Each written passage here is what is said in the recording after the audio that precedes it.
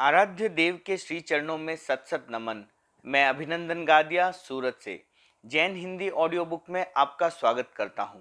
अगर आप इस चैनल पर नए हैं तो इसे सब्सक्राइब कर दीजिए और बेल आइकन प्रेस कर दीजिए, जिससे आपको चैनल के नोटिफिकेशन और अपडेट रेगुलर मिलते रहें। जैन हिंदी ऑडियो बुक में आपका स्वागत है। यात्रा एक अकिंचन की, युवाचार्य पद पर मनोनयन। उत्तराधिकारी की पृष्ठभूमि। विक्रम संवत 2035 का चातुर्मास संपन्न और यात्रा का प्रारंभ। भीनासर में पहला पड़ाव। जैन विश्व भारती लाडनू में प्रेक्षाध्यान का शिविर। मुझे शिविर संचालन के लिए वहां जाना था। आचार्यवर के निर्देशानुसार मैंने उस दिशा में प्रस्थान कर दिया। 2 दिन बाद मैंने आश्चर्य के साथ सुना आचार्यवर ने मर्यादा महोत्सव की घोषणा कर दी। उसके लिए राजल देसर का क्षेत्र चुना गया। आश्चर्य इसलिए हुआ कि पंजाब में मर्यादा महोत्सव का वातावरण बना हुआ था। खेमचंद जी सेठिया अपने सहायकों के साथ पंजाब की स्थिति का अध्ययन करने गए हुए थे। आकस्मिक परिवर्तन कैसे हुआ? आश्चर्यपूर्ण प्रश्न स्वाभाविक था। मैं आचार्यवर से दूरवर्ती क्षेत्र में था, इसलिए न मैं आकस्मिक परिवर्तन का साक्षी रहा और न मैं आचार्यवर से उसका उत्तर पा सका। मनोमंथन के बाद इस निष्कर्ष पर पहुंचा कि कुछ विशिष्ट घटना घटने वाली है। मैं जैन विश्व भारती पहुंचा। मध्यवर्ती सभी क्षेत्रों में अतिरिक्त स्वागत किया गया। मुनि नथमल के प्रति समाज में बहुत आदर का भाव था। महाप्रज्ञ अलंकरण के बाद उसमें अतिरेक आ गया। व्यवहार आखिर व्यवहार है।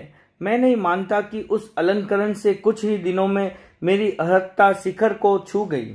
इस सच्चाई को भी हम नकार नहीं सकते कि अर्हता को समझने वाले लोगों की अपेक्षा अलंकरण को समझने वाले लोगों की संख्या अधिक है। शिविर का प्रारंभ हो गया। एक दिन ध्यान में बैठा था। एकाग्रता अच्छी थी। लगभग निर्विचार ध्यान की स्थिति बन गई। उस अवस्था में मैंने वह देखा जो भविष्य में होने वाला है। स्थूल जगत में अतीत, वर्तमान और भविष्य ये सब विभक्त हैं। सूक्ष्म जगत में इनकी विभक्ति नहीं है। स्थूल जगत में जो कुछ समय बाद घटित होने वाला होता है वह सूक्ष्म जगत में पहले ही घटित हो जाता है। जो चर्म चक्षुओं से अदृश्य है वह दृश्य बन जाता है। सुखपाल प्रयोग के लिए निवेदन। शिविर संपन्न हो गया। हम आचार्यवर की सन्निधि में जाने की तैयारी कर रहे थे। संवाद मिला, आचार्यवर का स्वास्थ्य पूर्ण रूपेण ठीक नहीं है। सर्दी का मौसम है। हल्का सा श्वास का प्रकोप है। मोमासर से राजल देसर का रास्ता रेतीला है। उसमें बालू के टीले बहुत हैं। यात्रा पथ कुछ चिंतनीय बन रहा है। इस संवाद से मन कुछ विचलित हो गया। विचलन के क्षणों में मैंने एक पत्र लिखा। उसकी प्रतिलिपि आचार्यवर के पास पहुंची।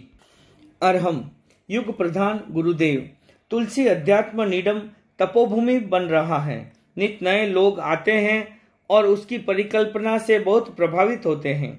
लगता है एक दिन वह अध्यात्म चेतना के जागरण का मुख्य केंद्र होगा। इसलिए तुम युग प्रधान हो। तुमने युग चेतना को अध्यात्म चेतना में बदलने का वैसा स्वप्न संजोया है जैसा बहुत कम लोग संजो पाते हैं। ऐसा बीज वपन करो जिससे हम उस स्वप्न को साकार करने में सक्षम बने। जीवन विज्ञान की कल्पना ने अनेक प्रोफेसरों का ध्यान आकर्षित किया है और वे इस कार्य में अपनी सेवा देने का अनुरोध कर रहे हैं। विज्ञान और अतीन्द्रिय ज्ञान इस शीर्षक से एक बहुत सुंदर पुस्तक आई है। हमारा संघ अध्यात्म चेतना के जागरण में अगुआ बने और उसे तुम्हारा नेतृत्व और पथदर्शन मिलता रहे। हम सब यह मंगल भावना स्वीकार करें। श्रद्धा प्रणत वंदना और सुख पृच्छा। मेरे सहयोगी मुनि किशनलाल जी धर्मेंद्र जी को साथ लिए आचार्यवर के दर्शनार्थ आ रहे हैं। वे हमारे संवाद संवाहक हैं। फिर पत्र द्वारा संवाद संप्रेषित करना आवश्यक नहीं लगता। फिर भी एक बात, एक छोटी प्रार्थना किए बिना रह नहीं सका, इसलिए पत्र लिखना आवश्यक लग रहा है। मैंने सुना है कि कालू में श्री डूंगरगढ़ आते समय कच्चा रास्ता कुछ असुविधाजनक रहा। मोमासर से प्रस्थान करने पर फिर कच्चा रास्ता आता है। आचार्यवर ने जयाचार्य के इतिहास को बहुत दोहराया है। फिर सुखपाल के इतिहास की पुनरावृत्ति क्यों नहीं होनी चाहिए? यह सुखपाल का प्रयोग कोई दीर्घकालीन प्रयोग नहीं है, केवल कच्चे रास्ते के लिए, सिर्फ 9 कोस के लिए। आचार्यवर का स्वास्थ्य मानव जाति की अमूल्य धरोहर है।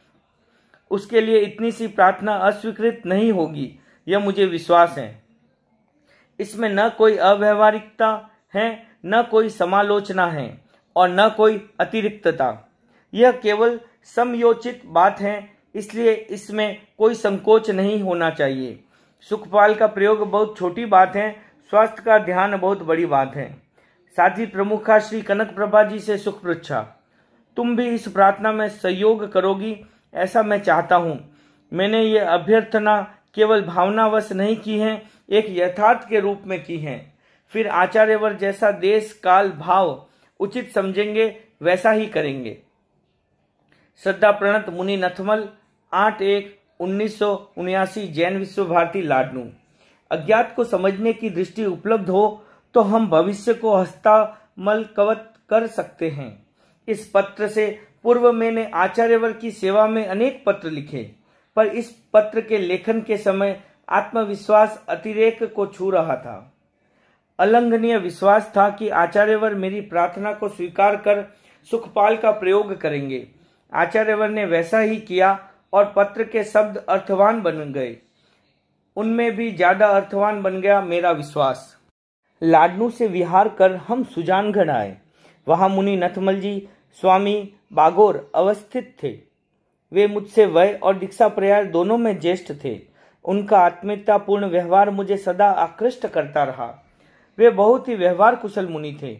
उन्होंने स्वागत किया। दूसरे दिन हमने वहां से प्रस्थान किया। मुनि नथमल जी स्वामी स्थान से बाहर दरवाजे तक आए और जब हम आगे बढ़ने लगे तब उन्होंने उच्च स्वर में कहा, आनंद पूर्वक विहार करो, जय हो विजय हो। उनका आत्मोत्थित आशीर्वाद मुझे रहस्यपूर्ण लगा।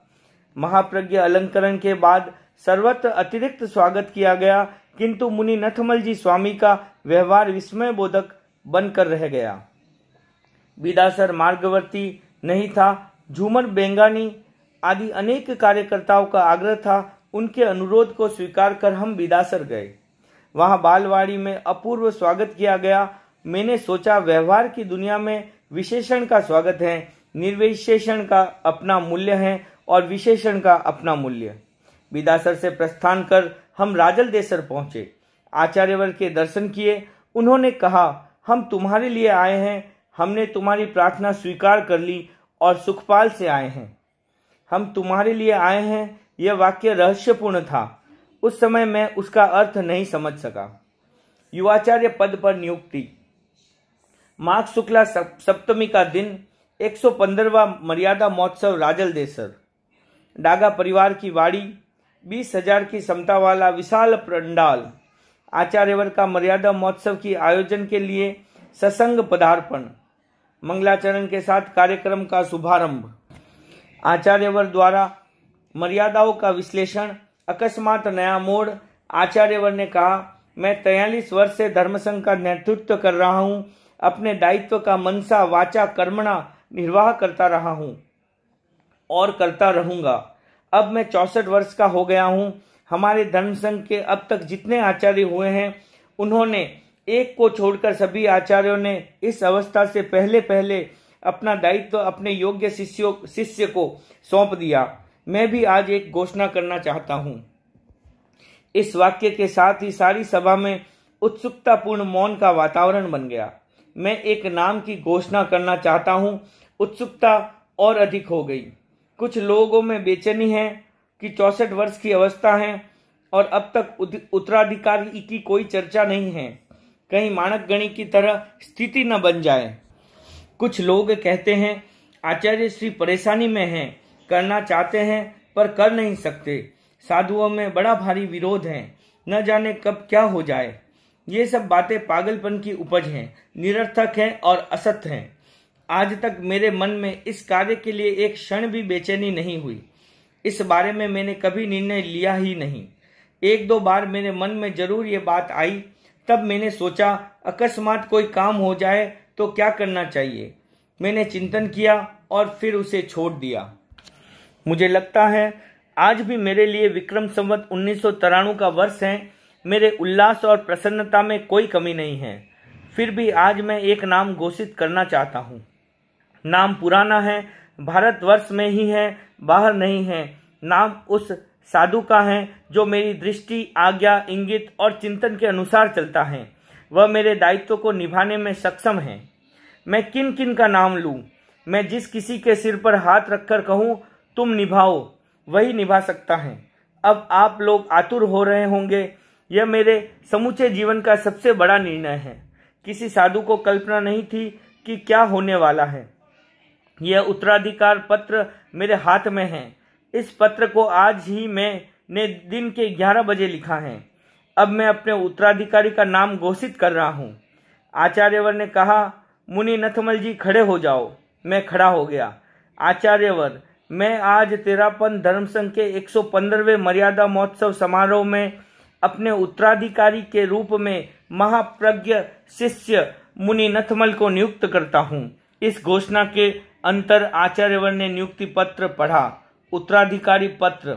अर्हम नमोत्थुणम समनस्य भगवो महावीरस्य श्री भिक्षु भारी माल ऋषि राय जय जस मघवा माणक डाल चंद कालू गुरुभ्यो नमो नमः। मैं आज तेरापन धर्म संघ के 115वें मर्यादा महोत्सव समारोह में अपने उत्तराधिकारी के रूप में महाप्रज्ञ शिष्य मुनि नथमल को नियुक्त करता हूँ। मुनि नथमल प्रारंभ से ही मेरे प्रति समर्पित रहा और अनिर्वचनीय आनंद की अनुभूति करता रहा। मेरा विश्वास है मुनि नथमल अपने दायित्व का समग्रता से निर्वाह करते हुए हमारे धर्म संघ को उत्तरोत्तर विकासोन्मुख बनाता रहेगा। विक्रम संवत 2035 माघ शुक्ला सप्तमी दिनांक 3 फरवरी 1979 शनिचर दिनमान 11 बजे नाहर भवन राजल देसर राजस्थान। आचार्य भिक्षु साक्षी साध्वी प्रमुखा कनक प्रभा। आचार्यवर ने नियुक्ति पत्र मुझे सौंप दिया। उसके बाद पछेवड़ी की औपचारिक विधि संपन्न की गई। आचार्यवर ने स्वयं नई पछेवड़ी ओढ़ी और उसे उतारकर मुझे ओढ़ा दी। आचार्यवर ने मेरे नाम का परिवर्तन किया। महाप्रज्ञ जो एक विशेषण था उसे नाम में बदल दिया। औपचारिक विधि के पश्चात मैंने आचार्यवर को वंदना की।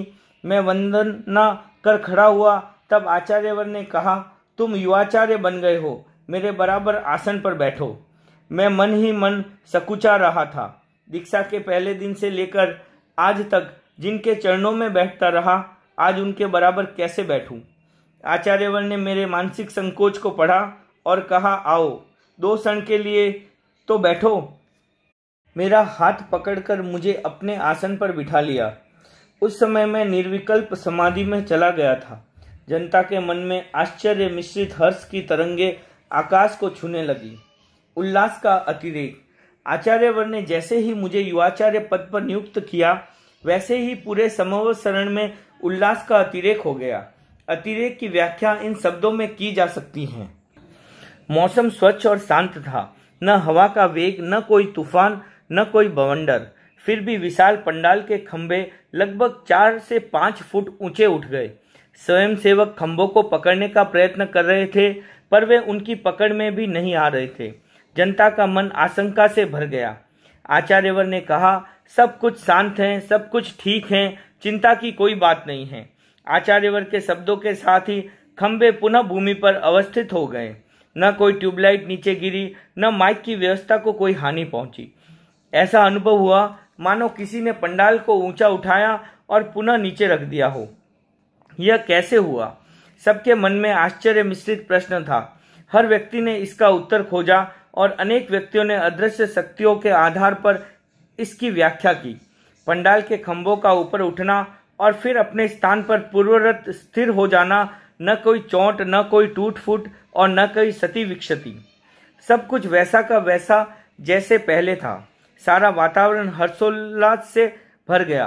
पंडाल के खंभों का ऊपर उठना भी हर्षातिरेक के प्रकंपनों का परिणाम हो सकता है। मोहनलाल जी कठोतिया और श्रीचंद जी रामपुरिया दोनों आचार्यवर के पास आए और आनंदाश्रु के साथ बोले, आपने मुनि नथमल जी को युवाचार्य का पद देकर भिक्षु शासन की नींव 100 वर्ष के लिए गहरी कर दी। आचार्यवर ने अपने संक्षिप्त वक्तव्य में कहा, मुझे बहुत प्रसन्नता है इस दायित्व को सौंपकर। तथापि मैं अपने को हल्का अनुभव नहीं कर रहा हूँ। दायित्व तो मैंने सौंप दिया, परंतु मेरा भार तो मुझे वहन करना ही होगा। यह किसी दूसरे का काम में संलग्न है। मैं बाधक बनना नहीं चाहता। मैं इनको आश्वासन देता हूँ कि तुम निश्चिंत रहकर अपनी साधना को चलाओ। बाकी सब काम मैं संभालता रहूंगा। अभी मैं स्वयं सक्षम हूँ काम करने के लिए। साध्वी प्रमुखा ने कहा, आप ये काम कर तो रहे हो, क्या आपको इस कार्य से राहत मिलेगी? उन्होंने कहा, मुझे राहत नहीं मिलेगी और न मैं ये चाहता हूँ। इतना सुंदर वातावरण देखकर मैं स्वयं हर्ष विभोर हो रहा हूँ। धर्मसंघ के लिए एक अकल्पित काम हुआ है जिससे धर्मसंघ की शोभा बढ़ेगी और इसका बहुमुखी विकास होगा। मैं अत्यंत प्रसन्न मन से इनको आशीर्वाद देता हूँ कि इनके नेतृत्व में धर्मसंघ फूले फले, महान परंपरा प्रगति में भागीदार। आचार्यवर के वक्तव्य के बाद मैंने भी एक संक्षिप्त वक्तव्य दिया। पूज्य गुरुदेव, आप में असीम शक्ति है। आपको राहत लेने की भी कोई जरूरत नहीं और आपको कोई राहत दे सके यह भी एक चिंतनीय प्रश्न है। किंतु आज आप स्वयं भारी हैं, गुरु हैं, स्वयं राहत लेना नहीं चाहते और दूसरे को भारी बना देना चाहते हैं। यह दोनों बातें बहुत ही अजीब सी हैं। मेरा सारा जीवन मेरे सामने चित्रपट की भांति अंकित है। मैं जिस दिन दीक्षित होकर आया, पूज्य आचार्य कालूगणी ने कहा, तुम मुनि तुलसी के पास जाओ, वही तुम्हारी शिक्षा दीक्षा होगी। मैं चला गया, उनके पास रहा। कैसे रहा ये आप लोगों को बताऊं तो शायद नहीं भी माने। जानने वाले मानते हैं, जानने वाले भी बैठे हैं। जिन्होंने हमारे बचपन को देखा है साक्षी हैं जो जानते हैं। मैं आपको नहीं कह सकता कि मैं आचार्य तुलसी के प्रति समर्पित हुआ, ऐसा लोग कहते हैं, किंतु मैं इस बात को नहीं मानता। जहाँ अद्वैत हो वहाँ समर्पण की बात ही कैसे हो सकती है। मैंने देखा, अनुभव किया, कोई ऐसा अज्ञात संस्कार था जिसे मैं स्वयं नहीं समझता। मैं मानता हूं कि मेरे जैसे निश्चिंत व्यक्ति बहुत कम होंगे। मैंने अपनी कोई चिंता नहीं की, कभी नहीं की और करने की मुझे जरूरत नहीं लगी। जब मेरे इतने बड़े चिंताकार का आशीर्वाद मेरे माथे पर है तो मुझे चिंता करने की कोई जरूरत नहीं होगी।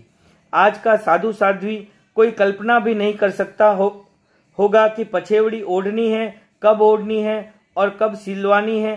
साध्वियों से मुझे कोई पता नहीं होता, बस यंत्रवत होता है तो काम हो जाता और नहीं होता है तो चलता रहता। मुझे कभी चिंता नहीं होती। इतनी निश्चिंतता का जीवन मैंने जिया है। जब कोई आचार्य बनता है प्रसन्नता होती है। मैं यह सच कहता हूँ कि आचार्य तुलसी जब आचार्य बने तो सबको बहुत प्रसन्नता हुई, पर मुझे बहुत प्रसन्नता नहीं हुई।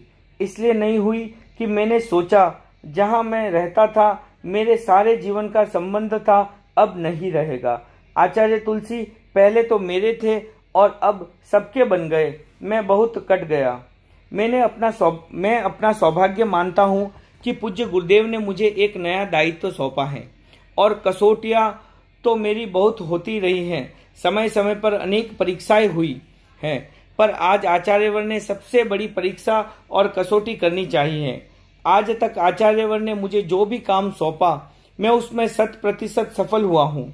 मैं अपने आत्मविश्वास के साथ पूज्य गुरुदेव के चरणों में यह प्रार्थना करता हूँ कि आपने जो कार्य सौंपा है आपके आशीर्वाद से यह भी 100% सफल होगा। इसमें मुझे कोई संदेह नहीं है। परम पूज्य आचार्य भिक्षु और आचार्य भिक्षु की समूची परंपरा में आचार्य कालूगुणी तक सभी आचार्यों की जो एक महान परंपरा और जिस परंपरा को पूज्य गुरुदेव इतने लंबे समय तक एक प्रगति के साथ जिस प्रकार अग्रसर कर रहे हैं, उसी कड़ी में मुझे जोड़कर और अधिक प्रगति का भागीदार बनाया है। मैं कृतज्ञता जैसे छोटे शब्द का प्रयोग करना नहीं चाहता। गुरुदेव ने अनंत उपकार से मुझे उपकृत बना दिया है, उसके लिए कृतज्ञता की बात बहुत छोटी है। गुरुदेव, मैं अब तक अपने साज में था और मेरे पास कुछ संत थे, काम करता था। आज मैं किसी व्यक्ति विशेष का नहीं रहा, न मेरा साज रहा, न मेरे पास रहने वाले साधु रहे, न कोई दूसरे रहे। मैं तो अब सबका हो गया हूँ। मैं आशा करता हूँ कि साधु साध्वी श्रावक श्राविका सब मुझे पूरा सहयोग देंगे। मैं चाहूंगा कि पूज्य गुरुदेव का यह आशीर्वाद असीम करुणा मुझ पर निरंतर उपलब्ध रहे। मैं अपने महान आचार्यों की परंपरा को और उज्जवल बना सकूं, तेरापन धर्म संघ के गौरव को और बढ़ा सकूं, यही आशीर्वाद आचार्यवर से चाहता हूं। अभिवादन साधु समुदाय की ओर से। मुनि बुद्धमल जी प्रारंभ से ही मेरे सहपाठी थे। हमने लंबे समय तक सहजीवन जिया। वे हमारे धर्म संघ के प्रबुद्ध मुनि हैं। उन्होंने वर्धापन के क्षणों में साधु संघ का प्रतिनिधित्व किया। उनके वक्तव्य में आंतरिकता और अभिव्यंजना है। आज हमारे लिए मर्यादा महोत्सव अतिरिक्त महोत्सव बन गया। यह कल्पना नहीं थी कि इस प्रकार आज यह एक नया कार्य होने वाला है। पूज्य गुरुदेव अपने कार्यों को अत्यंत गुप्त रखते हैं और अचानक लॉटरी खोल देते हैं। गुरुदेव ने आज अपने उत्तराधिकारी के रूप में महाप्रज्ञ मुनि श्री नथमल का चुनाव करके संघ की एक बहुत बड़ी आवश्यकता की पूर्ति कर दी है। इससे गुरुदेव ने जहां अपने दायित्व का निर्वाह किया है, वहां सारे समाज को आनंद से आप्लावित कर दिया है। आज की यह घटना हम सबकी चिरकालीन प्यास को शांत करने वाली है। मुनि श्री नथमल जी पूज्य गुरुदेव के एक विद्वान और दार्शनिक शिष्य हैं। उनकी कर्मठता से हर कोई परिचित है। ऐसे सुयोग्य युवाचार्य को पाकर हम सब अपने को गौरवान्वित महसूस करते हैं। पूज्य गुरुदेव नए नए कार्य करने के लिए तो प्रसिद्ध रहे ही हैं, पर उनकी कार्य पद्धति बहुधा चौंका देने वाली भी होती है। अपने रहस्य को इतना गुप्त रखते हैं कि किसी को भनक भी नहीं पड़ने देते। आज का ये कार्य भी उन्होंने उसी प्रकार से अचानक किया कि सभी कल्पनातीत हो गए। इस चुनाव से सभी को प्रसन्नता हुई, पर मुझे अतिरिक्त प्रसन्नता हुई। मुनि श्री बाल्यावस्था से ही मेरे सहपाठी एवं अभिन्न साथी रहे हैं। हमारे समय में अन्य भी अनेक बाल साधु थे, परंतु हम दोनों में बहुत अच्छी बनती थी। हम लोग आचार्यवर मुनि तुलसी के पास साथ साथ पढ़ते थे। एक दूसरे को देख देख कर हम बहुत हंसा करते थे। इसलिए पाठ याद करते समय हमें कमरे के दो कोनों में भीत की ओर मुंह करके बिठाया जाता था। फिर भी बाल चापल्य के कारण हम एक दूसरे को देखा करते और हंसा करते। हमारी मित्रता बहुत अच्छी और गहरी थी। बड़े होने के पश्चात भी यदा कदा हम मजाक कर लिया करते थे। मुझे याद है कि एक बार किसी बात पर मैंने मुनिश्री से कहा था कि आप मुझे कहने के लिए अधिकारी नहीं हैं, क्योंकि मैं आपसे अवस्था में 9 दिन बड़ा हूं। मुनिश्री ने तत्काल कहा, तुम तो 9 दिन ही बड़े हो, पर मैं तुमसे दीक्षा में 9 महीने बड़ा हूं। आज मैं देखता हूं कि वे और भी अधिक बड़े हो गए हैं। वे सारे संघ के शीर्षस्थ व्यक्ति बन गए हैं। इतने दिन वे मेरे एक सहृदय साथी थे, अब आराध्य बन गए हैं। समय समय पर हम में मतभेद भी रहा है, पर वह सब तो 2 मित्रों की स्थिति थी। अब वे हमारे धर्म संघ के शिरोमणि बन गए हैं। मैं उन्हें एक गौरवास्पद पद की प्राप्ति के अवसर पर मेरी ओर से एवं समग्र श्रमण समाज की ओर से बधाई देता हूं और आशा करता हूं कि सारे संघ की आशाओं और कल्पनाओं के अनुरूप अपने दायित्व को निभाएंगे। अभिवादन साध्वी समुदाय की ओर से। साध्वी संघ का प्रतिनिधित्व साध्वी प्रमुखा कनक प्रभा ने किया। उनके भावों का गुम्फन एक कविता में है, उसमें संक्षेप में विस्तृत वक्तव्य हैं। आज मुदित है संघ चतुष्टय, कण कण में छाया उल्लास, मनोनयन शुभ युवाचार्य का नए सृजन का यह इतिहास। गणमाली ने निज हाथों से जिस पौधे को सींचा है, उसने भी ऊपर से नीचे तक पूरा रस खींचा है। ज्योति पुंज आचार्य वर्ष से ऊर्जा मिलती है पल पल, युवाचार्य की ऊर्जा धारा हुई प्रवाहित अब कल कल। कलाकार के कुशल करों ने जिस प्रतिमा को उत्केरा, आज उसी की अर्चा करने उत्कंठित है मन मेरा। युवाचार्य आचार्य वर्ग का युगल रहे युग युग अविचल, जय घोष से रहे निन्नादित धरा और पूरा न बदल। सविनय साध्वी संघ समूचा करता हार्दिक अभिवंदन, हर संकेत तुम्हारा प्राणों में भर दे अभिनव स्पंदन। अभिनंदन आचार्य प्रवर का, युवाचार्य का अभिनंदन, धर्म संघ का अभिनंदन है, इस पल का भी अभिनंदन। अभिवादन श्रावक समुदाय की ओर से। शुभकरण दसानी ने स्वल्प में बहुत कुछ कहा। यह सुंदर दृश्य देखकर मैं भाव विभोर हो रहा हूँ। क्या कहूँ, मुझे गोस्वामी जी तुलसीदास की वह पंक्ति याद आ रही है, गिरा अनन्य नयन बिनु बानी, जिहा के नयन नहीं है और नयनों के जीव नहीं है। इस पुनित अवसर पर सिर्फ एक बात कहना चाहता हूँ, पद को पाकर व्यक्ति गौरवान्वित होता है, परंतु कभी कभी व्यक्ति को पाकर पद शोभित होता है। आज ये युवाचार्य का पद भी महाप्रज्ञ को पाकर धन्य हो रहा है। मर्यादा महोत्सव का दूसरा दिन वही प्रवचन पंडाल, आचार्यवर की पावन सन्निधि, धर्म संघ की ओर से अभिवंदना का कार्यक्रम, समर्पण अभिनंदन पत्र का, समन संघ की ओर से अभिनंदन पत्र का पाठ मुनि बुद्धमल जी ने किया।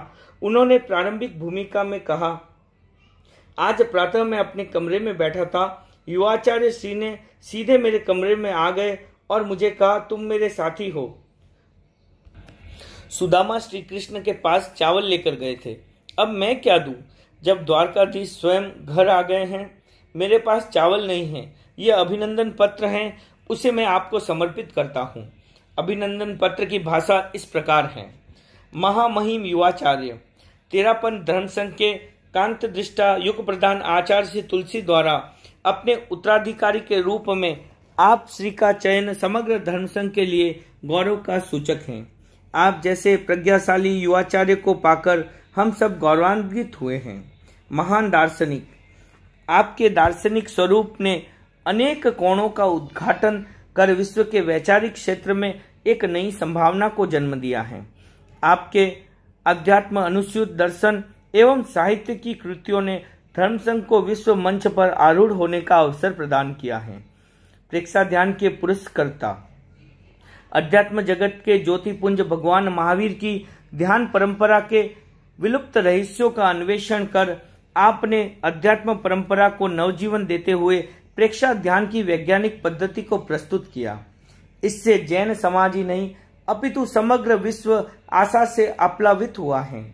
आगम वारिधि, युग प्रधान आचार्य श्री तुलसी के वाचना प्रमुख में आपने आगम मंथन के महान कार्य का जिस कौशल से वहन किया है, वह आगम इतिहास की एक नई देन बन गया है।